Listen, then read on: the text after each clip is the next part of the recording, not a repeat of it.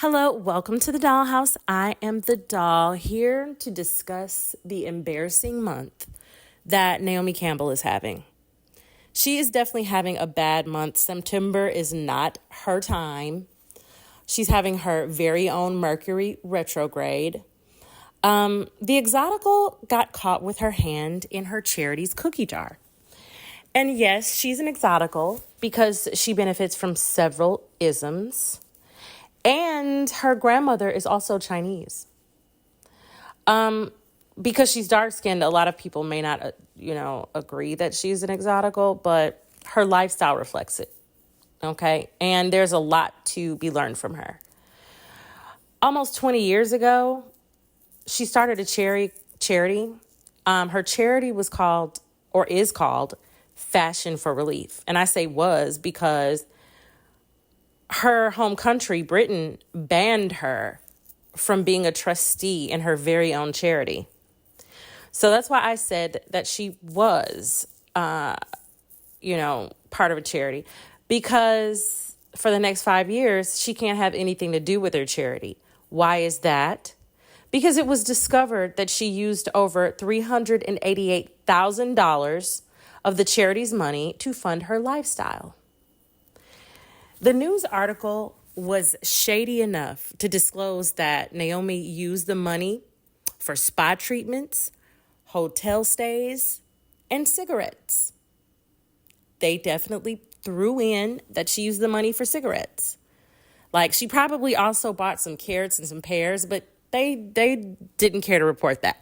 They wanted you to know that she smokes cigarettes. Shady. Only 8.5% of the money raised by the charity, it went to the grants to actually help people. The rest of the money, around $388,000, went to help Naomi. $36,000 of it, or so, a couple dollars here or there, went to help people, but the rest of it went to her. And it definitely has to be embarrassing to be a glamorous, supermodel who has this jet-setting, high-fashion, haute couture lifestyle, but needing to steal from actual poor people to fund your life.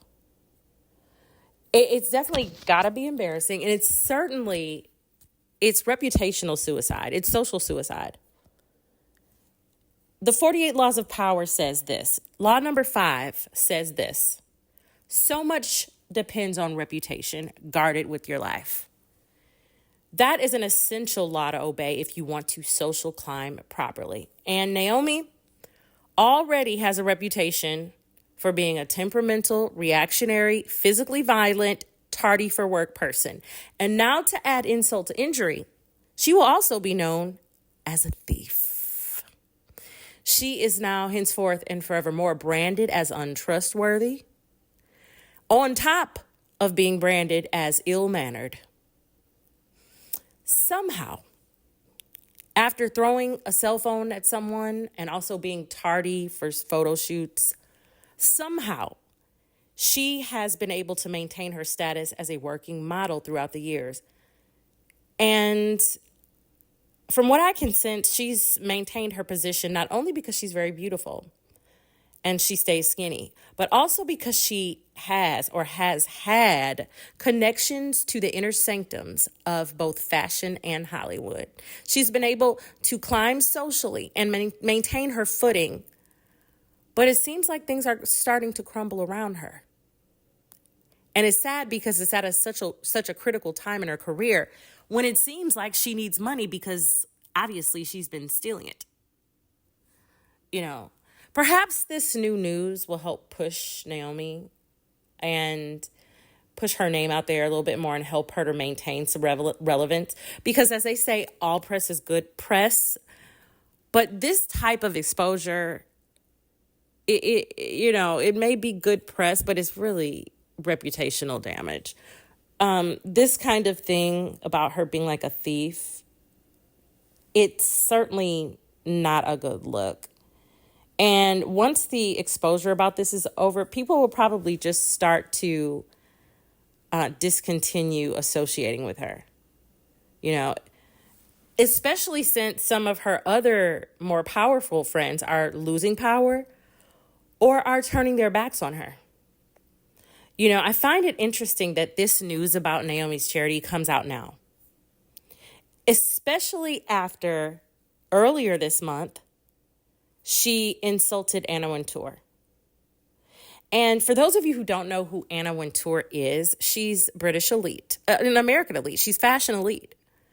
She's the editor of Vogue and the inspiration behind the movie, The Devil Wears Prada. Like, she inspired that movie.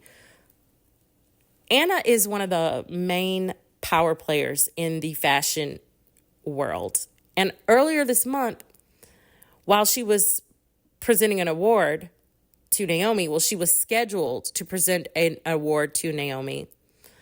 Naomi was not there to receive it because she was late.